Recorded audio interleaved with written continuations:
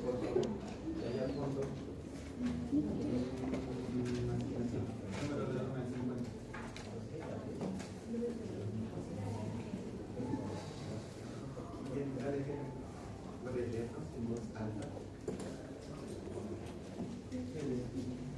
Helen Key.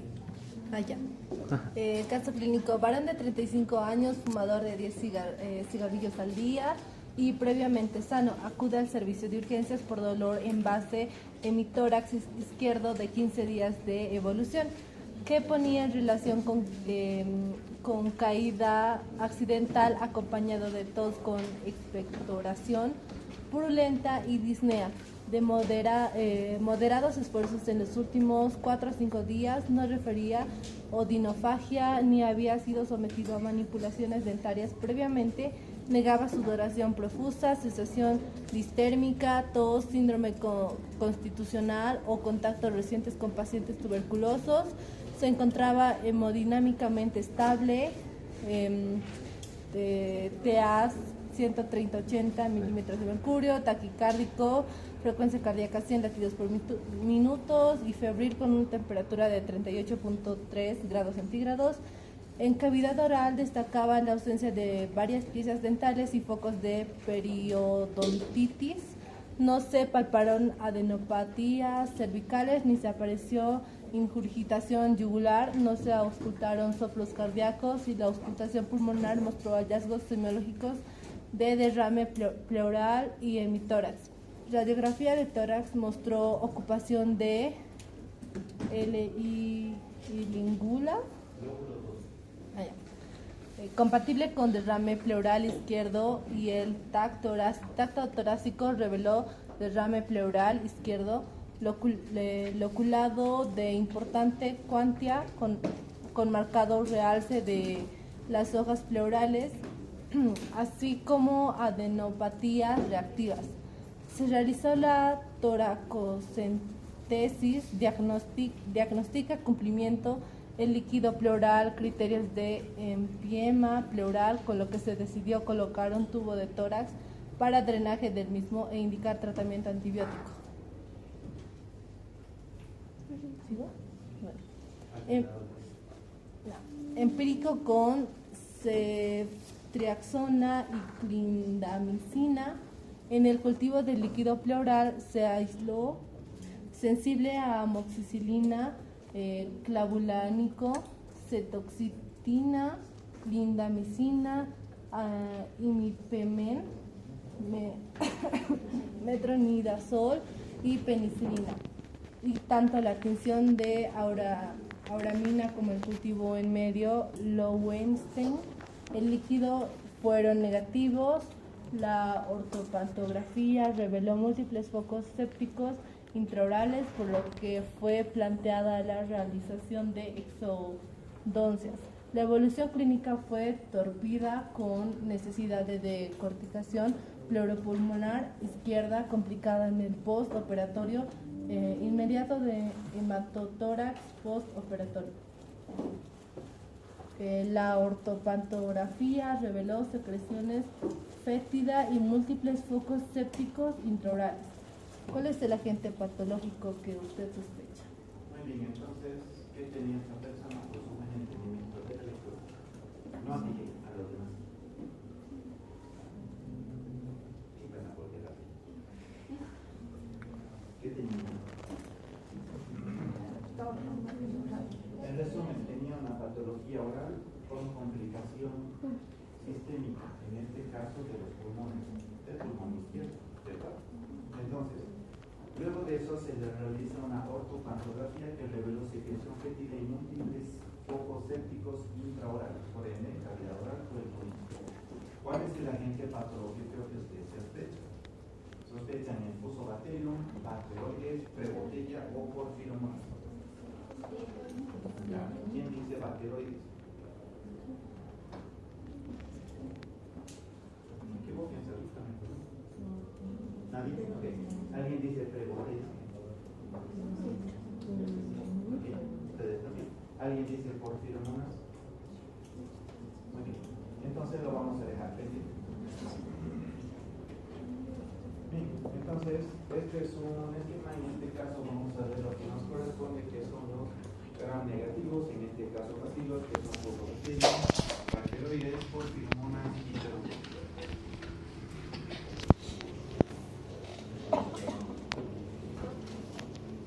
Bien, entonces, en cuanto a los gérmenes productores de beta-lactamasas, podemos ver que existen dentro de la familia de las fosfobacterias, de los bacteroides e incluso de las prebotellas y algunas porfirmonas. Ya esto lo vemos. Comenzaremos entonces con fosfobacterias. Fosfobacterium, en este caso los principales van a ser Fusobacterium nucleatum y Fusobacterium necrophorum. Dentro de necrophorum se va a dividir en subespecie necrophorum y subespecie fundiliforum. El necrophorum suele ser más grande y el fundiliforum un poquito más pequeño. Estos microorganismos van a ser anaeróbicos, van a ser inmóviles, no formadores de esporas y van a ser oportunistas. ¿Ya? Su forma de estos van a ser pleomórficos y van a tener forma de uso, que en el extremo del medio van a ser anchos y en los extremos van a ser delgaditos. Pueden ser o en forma de punta, puntiagudos, o en forma de redonditos, pero la idea es que son de tipo en forma de uso. ¿Ya? Estos microorganismos van a utilizar la fermentación de los carbohidratos para su metabolismo. Estos microorganismos van a estar presentes en lo que es el surco periodontal, la placa periodontal. Entonces su manera de transmisión va a ser a nivel de las heridas de las mucosas o a nivel de algún desgarro o alguna patología que nos lleve a una lesión, en este caso del surco gingival o de alguna mucosa. Bien. Este microorganismo suele ocasionar a veces manifestaciones cuando se analiza la cavidad oral, más que todos los odontólogos o los cirujanos maxilofaciales, van a ver que existe una secreción fétida alrededor de donde se está produciendo la lesión. Aparte de eso, se va a ver manifestaciones no solamente locales, sino un poco más allá. Puede provocar faringitis, puede provocar sinusitis, puede provocar otitis, puede llegar hasta el cerebro y provocar meningitis o llegar al pulmón y producir neumonía. Entonces puede migrar a varios lugares. ¿Bien? Por esa zona puede producir eso. Tiene una enfermedad que se llama el síndrome de Lemierre,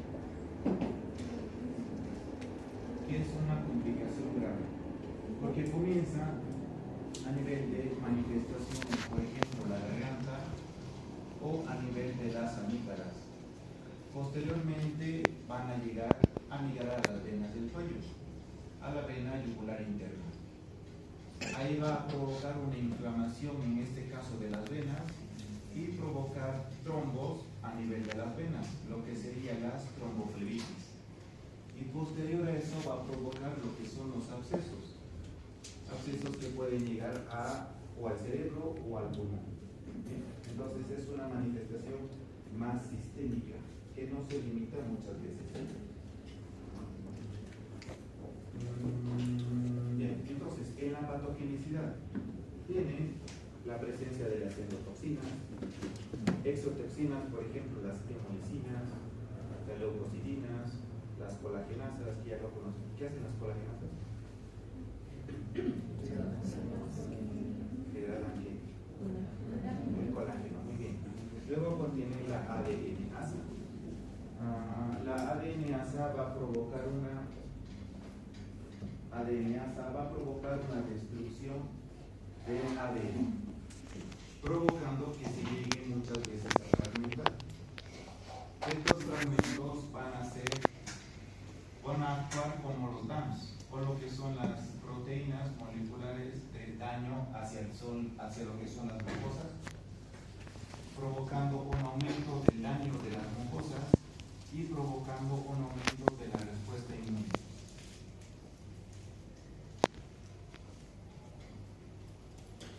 Luego está la fosfatasa alcalina.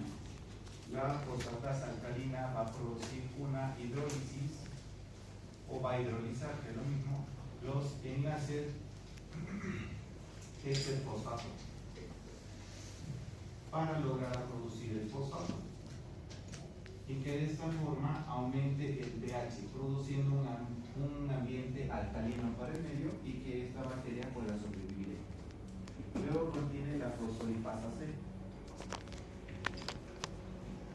La fosfolipasa C va a hidrolizar lo que es la membrana celular, porque está compuesto de fosfolípidos, y va a provocar una destrucción de la membrana, por ende llegando a invadir a la célula y llegando a invadir a los tejidos.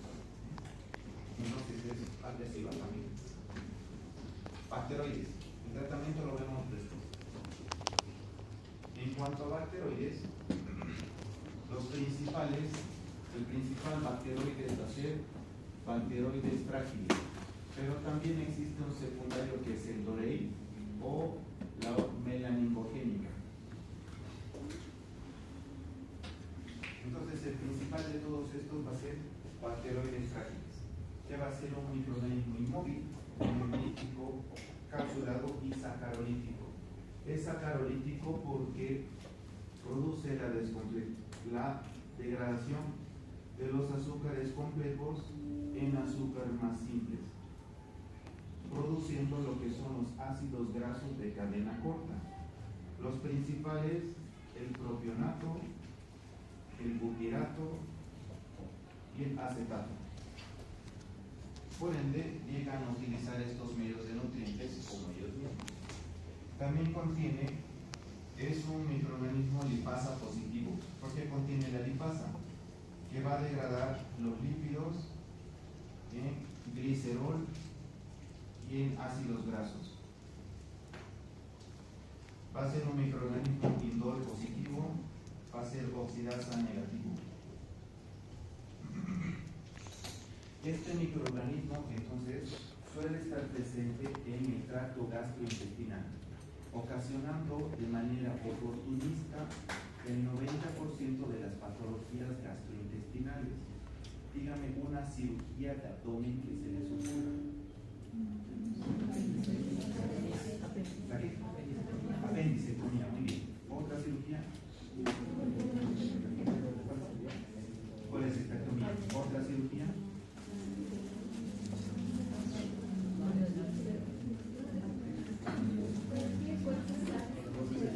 Cesárea. Ya, muy bien, porque cesárea no quería tocar. Entonces, cuando se produce una cirugía a nivel intraabdominal, puede ser apendicectomía, colecistectomía, resección gástrica parcial, colecistectomía, etcétera, etcétera, etcétera, que hay un montón que van a ver pronto. El 90% de estas patologías puede invadir bacteroides frágiles. Por ende, ¿qué tienen que hacer el cirujano? Darle tratamiento o preventivo o en sospecha de este microorganismo, donde se va a llegar a producir manifestaciones de complicaciones a nivel intraabdominal. Por ejemplo, puede llegar a producir lesiones o manifestaciones en la cavidad peritoneal o complicación. Los pacientes tienen que ir directamente a terapia intensiva porque es una complicación bastante grande. ¿Ya? Puede llegar a la sangre produciendo bacteriemias también. ¿Qué más puede producir? Puede producir diarrea o lo que es el síndrome diarreico por la toxina o en este caso la enterotoxina, que va a ser una toxina termolábil llamado la bacteriolicina. Bacteriolicina 1, la bacteriolicina 2, que ustedes saben que las células del intestino, los enterocitos, contienen las uniones estrechas, ¿cierto? Lo que va a hacer es va a aumentar la permeabilidad a nivel de la unión estrecha, produciendo un mayor paso de sustancias que van a producir la diarrea. Entonces también produce síndrome diarreico. Para estos microorganismos que vienen ahorita, ya vimos fosfobacterium, ¿cierto? ¿Qué va a pasar? Bacteroides que estamos viendo. ¿Qué más nos falta? Plebotemia. ¿Y uno más? Porfiromonas. Para estos microorganismos, lo que tienen que hacer ustedes es, en las pruebas diagnósticas, van a hacer una prueba de resistencia a los antibióticos, prueba de sensibilidad a la bilis y prueba de pigmentos. En este caso, si hablamos de la resistencia, hablamos de tres: a la vancomicina, a la kanamicina, a la colistina, y la resistencia que se va a producir a la bilis y la producción de los pigmentos. Por ende, si nosotros estamos hablando de bacteroides,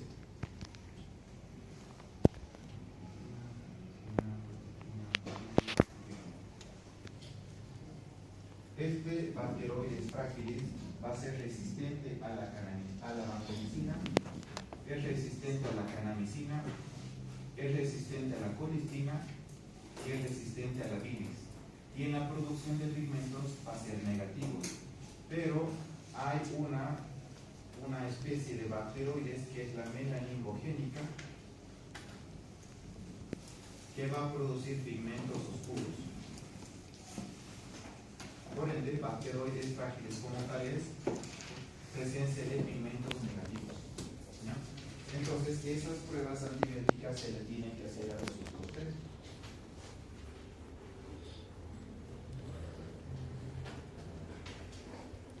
¿Sí se nota? Podrían decirle. Entonces, ¿qué más podemos hacer aquí? Nada complicado. No olvides.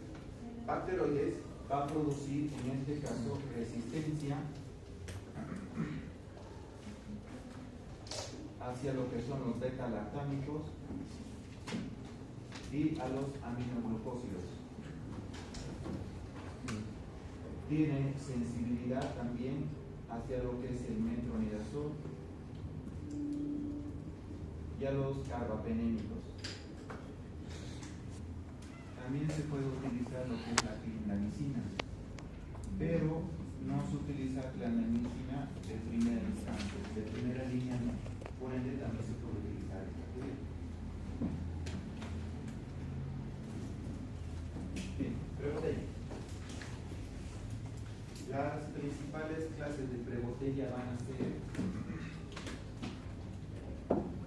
prebotella vivia, prebotella lisiens, prebotella intermedia y la melaningogénica. La melaningogénica suele estar presente en infecciones respiratorias altas. La vivia como la lisiens suelen estar en órganos genitales femeninos. ¿Cuál es esa, verdad? Prebotella. No, la que está en la... ¿Esta? Sí, vivia. Y esta es lisiens. Vivia, lisiens, intermedia y melaningogénica. Y melaningogénica suele estar en cavidad oral. Doctor, ¿la villa dónde era, perdón? Vivia, genitales femeninos. ¿Y se paran muchas letras? Creo que no se ve por eso. Pueden apagar, por favor. Así, mejor. Poquito. Igual les digo. Los principales son vivia, lisiens, intermedia y melaningogénica. Por ende, vivia y lisiens están presentes en los genitales femeninos, intermedia en cavidad oral y melaningogénica en infecciones respiratorias altas. Este microorganismo entonces suele estar presente en el surco gingival o en la placa subgingival. Este microorganismo también va a ser fermentador, en este caso de carbohidratos. Va a tener la presencia de las endotoxinas, las cápsulas, fimbrias, alecinas, estos dos para adherencias, las inmunoglobulinas altas, que para producir la destrucción de las inmunoglobulinas desde la Q, desde la A a la A y de la M a la M. Va a producir la presencia de los receptores de tipo TOL tipo 2, o sea, la alteración de los TLR2. ¿Alguien tiene algún marcador por acá? Ya acabamos. ¿Alguien tiene? ¿No tiene? ¿Bien?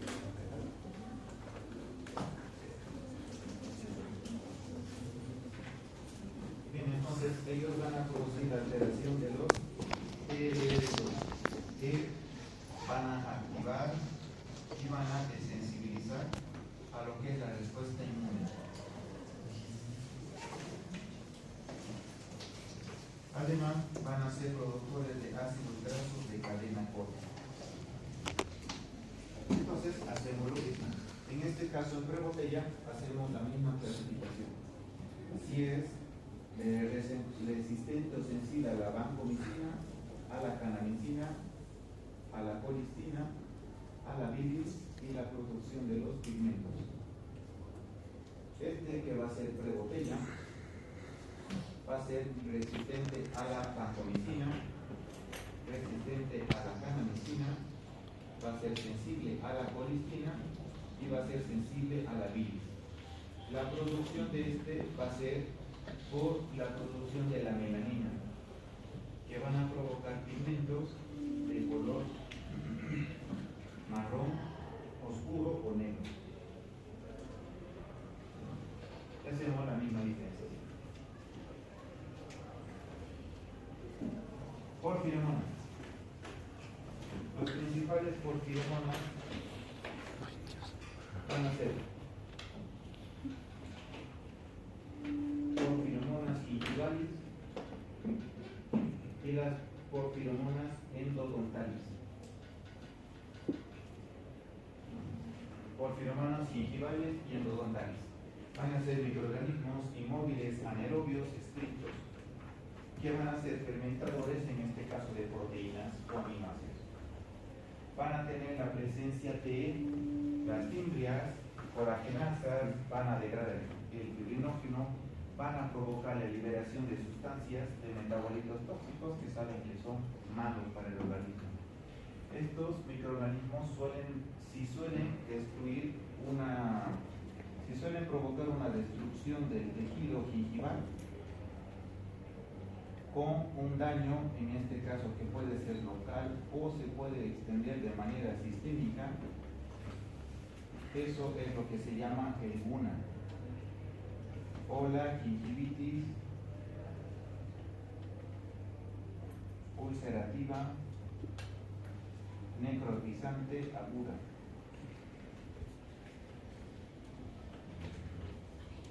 Por ende, este a veces suele provocar el GUNA, ¿ya? Que es más frecuente que fusobacteria. El GUNA entonces es una enfermedad donde se va a provocar una destrucción, en este caso, de la placa gingival, ¿ya? Si en este caso la enfermedad no logra limitarse, va a provocar lo que es el síndrome de Moma, que ese ya es una gangrena orofacial, donde al estar todo con gangrena supernecrótico, pues que tienen que hacer resección quirúrgica. Por ende, algunas personas, no sé si vieron en la vida, que pierden una parte de la mandíbula, ¿cierto? Es por esto. Bueno, algunas causas, no otras son por accidentes de tránsito donde le vuelan una parte y tienen que quemar algo. Pero cuando es por estos, suele ser porque se produce un hongo, ¿no? Son pacientes normalmente que tienen una enfermedad o alguna infección de los dientes, donde no te logras limitar. ¿Qué pasa con eso? Por eso les dicen vayan al dentista cada que les duele la muela. Por eso ninguno tiene eso. Ellos no se suelen cuidar. Cuando van al dentista, las manifestaciones ya son un poco más allá. Pueden ser locales y pueden ser sistémicas. Y aparte de eso, como no recibe el tratamiento antibiótico suficiente adecuado, ellos suelen provocar y se ve, cuando les toman una radiografía, se ve una área brusca, que cuando le toman una tomografía sí se le ve su mambreta. ¿Qué tienen que hacer? La extirpación, porque en este caso muchas veces ya logran llegar hacia lo que es la sangre. Otra prueba que se tiene que tomar entonces son las mismas pruebas de sensibilidad o resistencia a la vancomicina, canamicina, colistina, bilis y los pigmentos. Este microorganismo porfiromonas va a ser sensible a la vancomicina, resistente a la canamicina, resistente a la colistina y sensible a la bilis. La producción de los pigmentos sí es alta. ¿Por qué? Porque tiene el pigmento llamado la porfirina, que va a dar pigmentos de color marrón oscuro.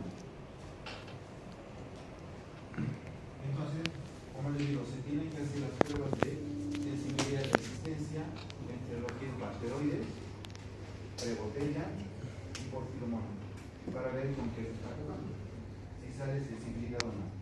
Estos lo que suelen utilizar es la hemina. La hemina es una molécula encargada de captar la hemoglobina para ser transportada dentro de la hemoglobina para transportar el hierro. Entonces, este microorganismo suele utilizar lo que es la hemina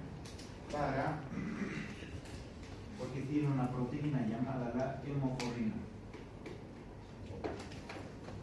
donde suele utilizar la hemina como fuente de hierro para su nutrición, y aparte de eso suele provocar un daño tisular de los tejidos y suele provocar mayor invasión de estos también. Cuando se hacen los diagnósticos, en este caso de porfiromonas, vamos a volver a una línea prebotella. Cuando se hace el diagnóstico de prebotella, se hacen los cultivos, se cultiva prebotella, pero cuando se le añade una luz ultravioleta, se va a ver que existe un cambio de coloración tornándose de color rojo. Ese es prebotella. Cuando se hace lo mismo con porfiromonas, el cultivo,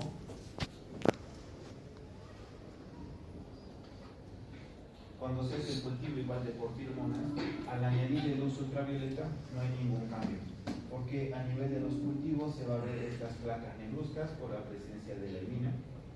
Entonces se van a ver cultivos de color negro, pero a la luz ultravioleta no hay cambio de color. Entonces así se diferencia prebotella y porfiromonas. En cuanto al tratamiento, entonces, el tratamiento de todos estos suele darse como primera instancia metronidazol y los carbapenems. El metronidazol y la clindamicina suelen funcionar, pero Bacteroides fragilis suele utilizarse clindamicina, pero no de primera instancia, porque a veces puede producir resistencia, por ende no es de primera línea. Se suelen utilizar cefalosporinas de segunda o tercera generación, por ejemplo las cefoxifinas, cefopetam, ceftriaxona,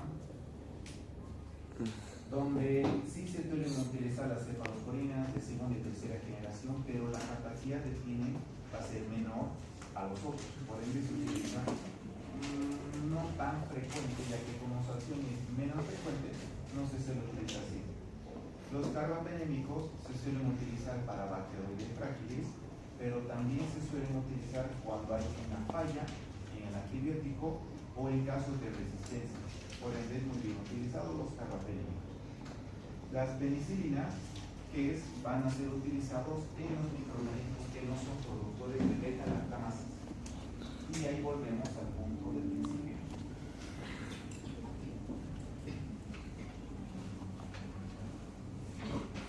Entonces, ya que conocen los antibióticos que no son utilizados para microorganismos que no son productores de beta-lactamasa son estos. Por ende, ¿en qué especies de microorganismos utilizarían los antibióticos?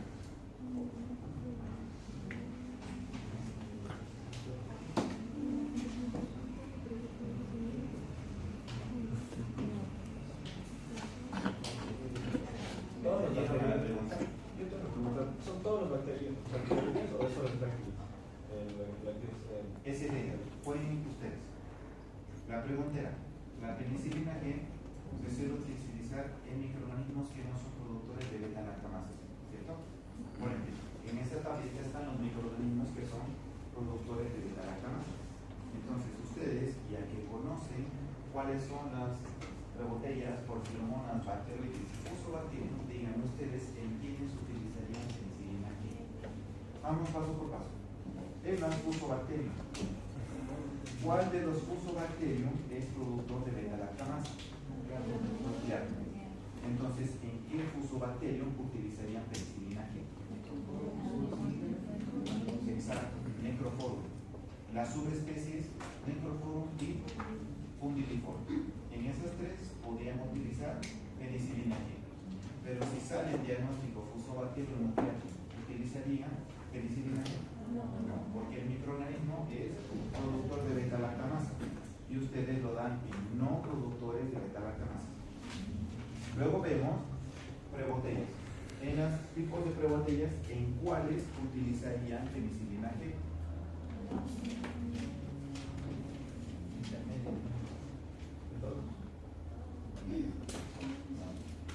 ¿Cuáles eran los principales? Hay varias prebotellas, pero ¿cuáles eran los principales?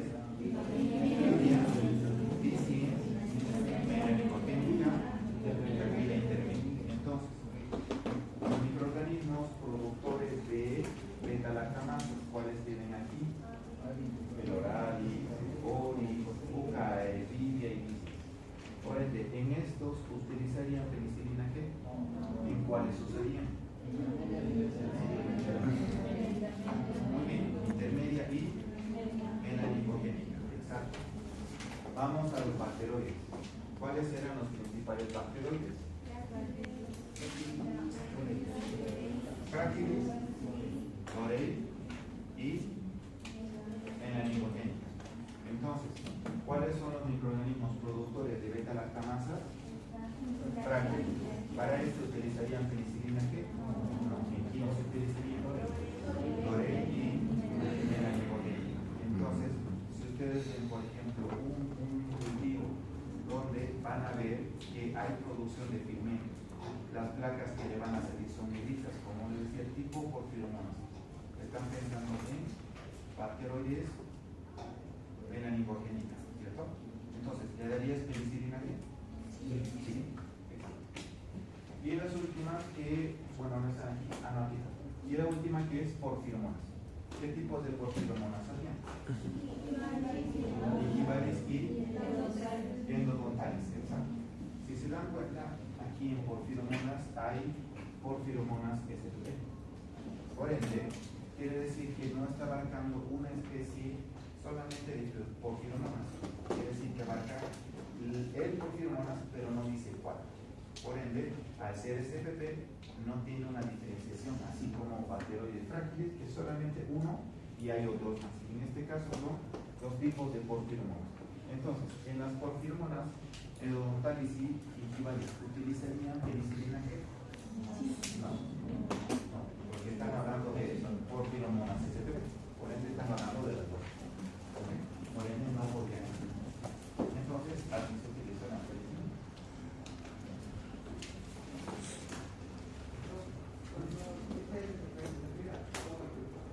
Sí, exacto.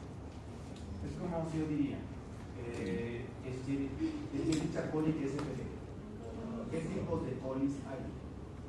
Enterotoxigénica, enteroagregativa, enterohemorrágica, adherente difusa, ¿cierto? Hay varios. Si yo digo Escherichia coli adherente difusa, ¿tú pensarás en hemorrágica? ¿Tú pensarás en enteroagregativa? Si yo digo Escherichia coli SPP, ¿a qué me estoy refiriendo? Todos los colis, sin diferenciación solamente de uno solo. ¿Okay? Por él me decía, ese es así. Y el último, que son las beta-lactamasas, como la ampicilina y el sulfato. Entonces, por eso les digo, no es tan difícil jugar con el esto. Entonces, ahora sí, leamos el caso por casos. ¿Algún voluntario que quiera leer el caso? En este caso, mira.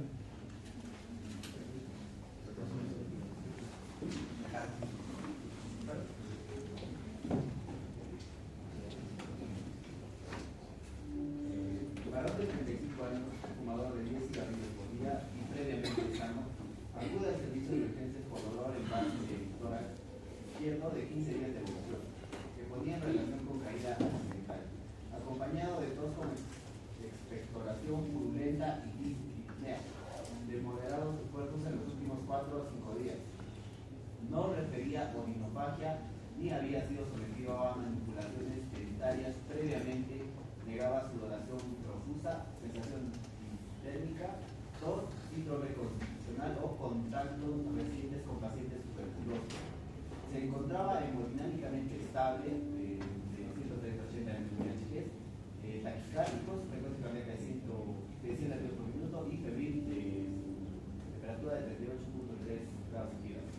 En cavidad oral destaca la ausencia de varias piezas dentales, pocos periodontitis, no se palparon adenopatías cervicales ni se apreció incurgitación muscular, no se auscultaron soplos cardíacos y la auscultación pulmonar mostró hallazgos semelógicos de derrame pleural en el tórax. En el radiográfico de tórax mostró ocupación de língula compatible con derrame pleural izquierdo y el TAC torácico reveló derrame pleural izquierdo, inoculado de importante cuantía con marcado real se ve las hojas pleurales, así como adenopatía reactiva.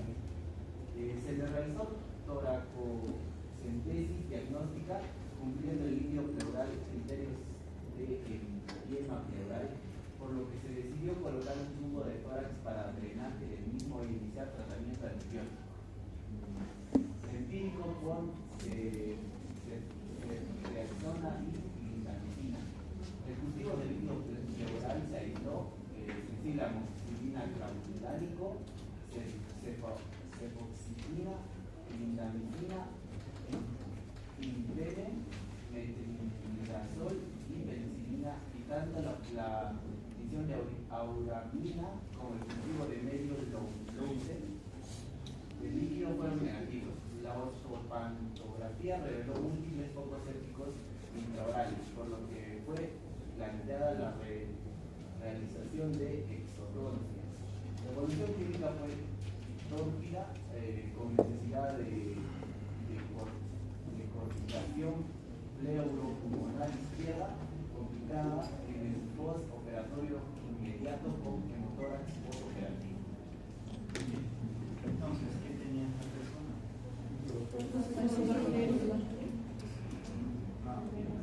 ¿Qué tenía esta persona en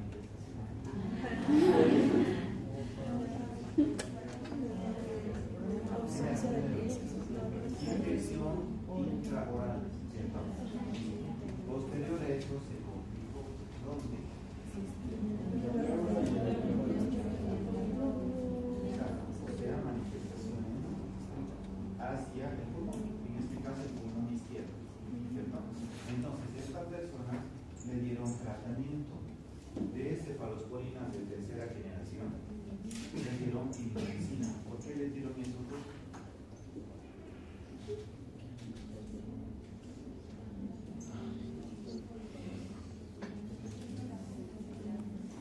Porque tú estabas sospechando en una manifestación pulmonar, no estabas pensando en una manifestación oral. Posterior a eso, de que le hicieron la evaluación oral, vieron que sí tenía un problema oral también. Por ende, mantuvieron lo que son las cefalosporinas de tercera generación y la clindamicina. Pero aparte de eso, le dieron los carbapenémicos y el metronidazol. ¿Por qué? No por decirte, porque hay una falla al tratamiento, ¿cierto? Por ende, como había una falla al tratamiento de esta persona, le asociaron carbapenémicos. Por ejemplo, es insistencia. ¿Sí? Y posterior a eso, ya se le hizo una ortopantografía donde sí se evidenció múltiples focos sépticos intraorales con secreción de tipo fética. Por ende, ¿en qué pensamos nosotros? En fosfato. ¿Por qué no pensamos en bacteroides? Porque eso se da en intestinales. ¿Tiene alguna manifestación de tipo gastrointestinal? No. Por ende, ahí no fue el foco primario. Por ende, descartamos esto. ¿Por qué no pensamos en flebotella? Porque son sistémicos. No tanto así. Para pensar en flebotella, tendría que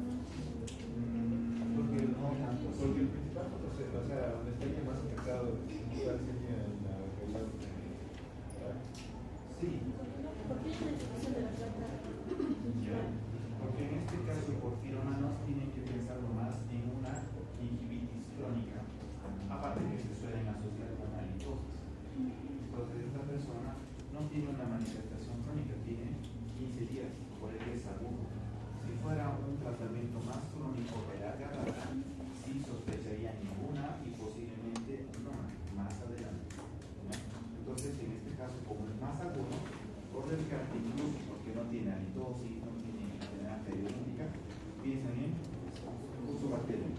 ¿Y en cuál de los dos fusobacterium piensan? En los principales, en el cargo y el micrófono. Porque es más agresivo. Por ende, en este caso el diagnóstico de la persona es fusobacterium especie necrofolia. Entonces, ¿qué tratamiento le darían a ustedes? Pensando en eso, pese que el caso es el único. Imagínense que no está con tratamiento. ¿Qué le darían a ustedes?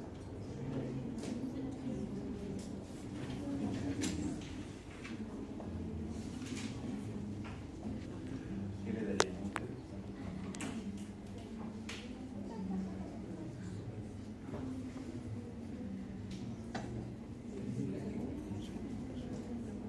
Primero, si estás en sospecha y todavía no estás seguro, penicilina, porque es micrófono, te daría muy bien. ¿Qué otro le podrían dar a ustedes?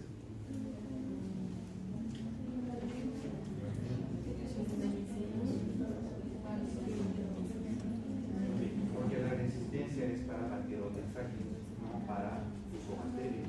Por ende, metronidazol, clindamicina. ¿Le podrían dar cefalosporina de segunda y tercera generación? En este caso, al ser diagnosticado fusobacterium, ya no, porque el efecto es mínimo. Y esta persona ya tiene hasta manifestación pulmonar. Por ende, ¿le serviría ahorita? No. Al principio, como no sabía, sí. Pero ahorita, ya no. ¿Deberían carbapenémicos? ¿Por qué no?